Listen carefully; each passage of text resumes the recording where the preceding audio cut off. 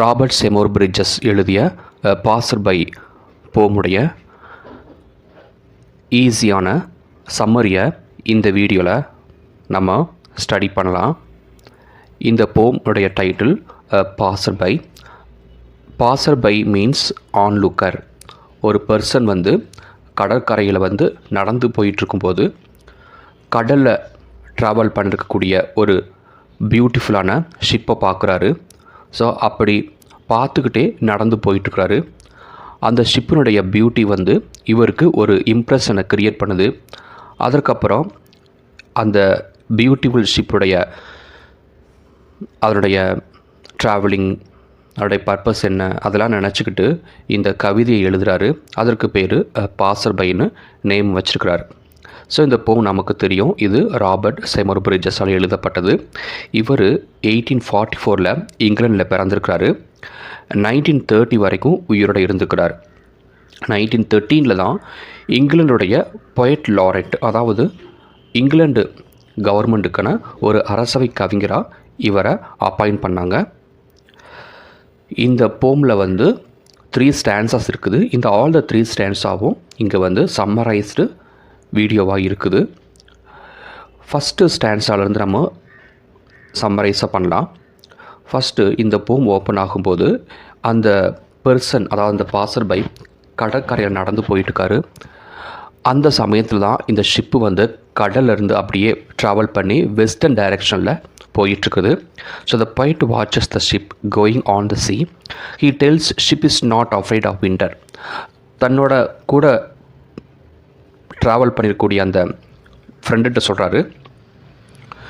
அதாவது 2 பேர் போகிறாங்க, அந்த பாசர் பையும் அவருடைய ஃப்ரெண்டுகிட்ட சொல்கிறாங்க, இந்த ஷிப்பு இவ்வளோ அழகாக கடலில் கப்பல் ட்ராவல் பண்ணிகிட்டு இருக்குது அப்படின்னு சொல்லியிருக்கிறாரு. ஜென்ரலாக கப்பல் கடலை ட்ராவல் பண்ணும்போது நிறைய புயல், மழைகள் இதெல்லாம் இருக்கும், இயற்கை ஆபத்துகள் இருக்கும். அதையெல்லாம் இந்த ஷிப்பு அஃப்ரைட் ஆகலைன்னு சொல்கிறாரு. He tell ship is not afraid of winter also. கொஞ்ச நாட்களில் விண்டர் வந்துடும். விண்டர் வந்ததுக்கப்புறம் பனி அதிகமாக காணப்படும். பனியால் கவரப்படக்கூடிய பாறைகள், மலைகள் எல்லாம் இருக்கும். எப்படியாவது இந்த ஷிப் அதெல்லாம் கடந்து போக முடியுமான்னு அதை நினச்சி பயப்படுறாரு. பட் ஷிப்பு பயப்படலை. It may take rest in summer in distant land. இந்த 3வது பாயிண்டில் என்ன சொல்கிறாருன்னா, இவருக்கு ஒரு நம்பிக்கை வருது. அதாவது இந்த ஷிப்பு ட்ராவல் பண்ணும்போது எப்படியோ இது விண்டர் சீசனை அதை கடந்து தான் போகணும். ஆனால் விண்டர் சீசனுக்கு பயந்துக்கிட்டு வேறு ஏதோ ஒரு கண்ட்ரியில் ரெஸ்ட் எடுத்துருமா, அந்த கண்ட்ரியில் சம்மர் சீசனாக இருக்கும், அந்த சம்மர் சீசன் சமயத்தில் ஏதோ ஒரு கண்ட்ரியில் போய் ரெஸ்ட் எடுத்துக்கிறோம், அதுக்கப்புறம் விண்டர் முடிஞ்சதுக்கப்புறம் தன்னுடைய ட்ராவலை கண்டினியூ பண்ணுமான்னு இவருக்குள்ளேயே பேசிக்கிறாரு. ஸோ தட் அந்த கப்பல் எந்த ஒரு ஆபத்தையும் மீட் பண்ணாது. The poet wants to see the ship in imagination. இந்த போம் ஒரு கம்ப்ளீட்டாக ஒரு இமேஜினேஷனுங்கிறதுனால இமேஜினேஷன் மூலமாகவே என்ன பண்ணுறாருனா, இந்த பொயட் எப்படி இந்த கப்பல் தான் டார்கெட் பண்ணக்கூடிய இடத்துக்கு எப்படி சேஃப்டியாக ரீச் ஆகுதுன்னு தெரிகிறதுக்காக இமேஜினேஷனில் அந்த கண்ட்ரிக்கு ரீச் ஆகுறாரு. எந்த கண்ட்ரிக்கு இந்த ஷிப்பு ட்ராவல் பண்ணிகிட்ருக்கோ அந்த கண்ட்ரியில் போய் என்ன பண்ணுறாருனா, அங்குள்ள துறைமுகத்தில் ஷிப்புக்காக வெயிட் பண்ணி நிற்கிறார். So he reached the foreign harbour through imagination. So இந்த கற்பனை திறன் மூலமாக என்ன பண்ணுறாருனா, எந்த கண்ட்ரிக்கு இந்த ஷிப்பு ட்ராவல் பண்ணிகிட்ருக்கோ அந்த கண்ட்ரிக்கு எப்படியோ ரீச் ஆகிட்டார். அங்குள்ள அந்த ஹார்பர், அந்த துறைமுகத்துக்குள்ள நின்று அதாவது பார்த்துட்ருக்காரு, இந்த கப்பல் எப்போ வந்துட்டுருக்கோன்ட்டு பார்த்துட்ருக்காரு. எப்படியெல்லாம் வருது, சேஃப்டியாக வருதா, இல்லை ரொம்ப டேமேஜாக வருதா, இந்த பனி, மலைகள், பாறைகள்லாம் மோதி ரொம்ப டேமேஜாக வருதான்னு பார்க்குறதுக்காக இமேஜினேஷனில் அந்த துறைமுகத்தில் போய் நிற்கிறார். ஃபார் எக்ஸாம்பிள், இப்போ இந்தியாவிலேருந்து அமெரிக்கா போகுதுன்னா அமெரிக்காவில் இருக்கிற ஏதோ ஒரு சிட்டினுடைய துறைமுகத்தில் போய் நிற்கிறார். ஹீ இஸ் வாட்சிங் the ship, it is coming without any difficulty.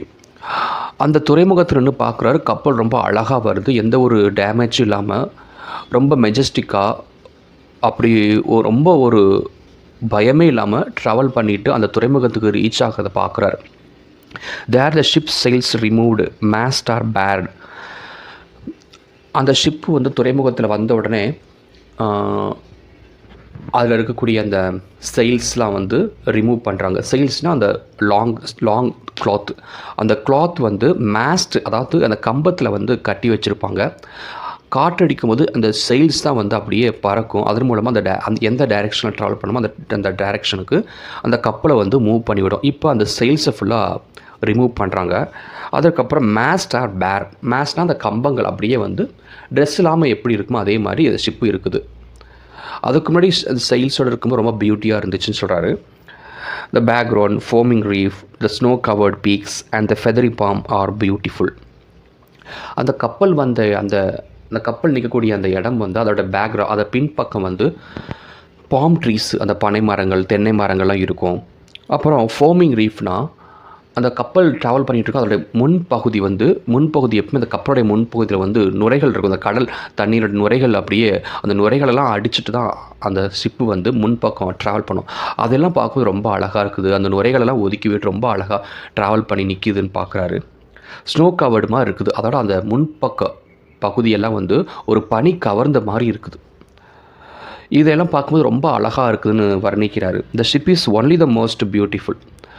அந்த இடத்துல நிறைய ஷிப் இருக்குது, பட் இந்த ஷிப்பு தான் ரொம்ப பியூட்டியாக இருக்குதுன்னு சொல்கிறாரு. இந்த ship looks silent, upright and majestic. எவ்வளவு தூரத்தை கடந்து வந்திருக்குது, அதெல்லாம் கடந்து வந்து கூட ரொம்ப அமைதியாக இருக்குது. ஒன்றும் தெரியாத மாதிரி நிற்கிது. ரொம்ப அப்ரைட்டாக இருக்குது. அந்த கப்பல் மேலே எந்த ஒரு குறையும் இல்லாத மாதிரி இருக்குது. மெஜஸ்டிக்காக இருக்குது. ரொம்ப கம்பீரமாக அது துறைமுகத்தில் நிற்கிறத பார்த்து ரொம்ப பிரமிப்பாகிறாரு. Now the poet returns from imagination to reality. So imagination அந்த ஷிப்போடைய கண்டிஷனை செக் பண்ணியிருக்காரு. இப்போ ஷிப்பு ரொம்ப மெஜஸ்டிக்காக இருக்கிற பார்க்குறாரு. அதுக்கப்புறம் ரியாலிட்டிக்கு வராரு, உண்மை நிலத்துக்கு வராரு. He looks at the ship in reality. இப்போது அந்த உண்மையிலேயே அந்த ஷிப்பை பார்க்குறாரு.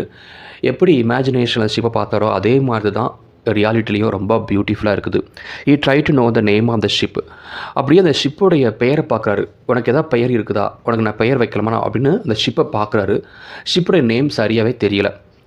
அதுக்கப்புறம் சொல்கிறார், நான் உனக்கு பெயர் வைக்கிறேன், யூ ஆர் அ பியூட்டிஃபுல் அப்படின்னு சொல்கிறார். You are a beautiful ship அப்படிங்கிறதா இதுதான் உனக்கு போதுமான பெயர். அதுக்கப்புறம் உனக்கு எந்த பெயரும் தேவையில்லை, அந்தளவுக்கு ரொம்ப பியூட்டிஃபுல்லாக இருக்கிற அப்படின்னு சொல்கிறார்.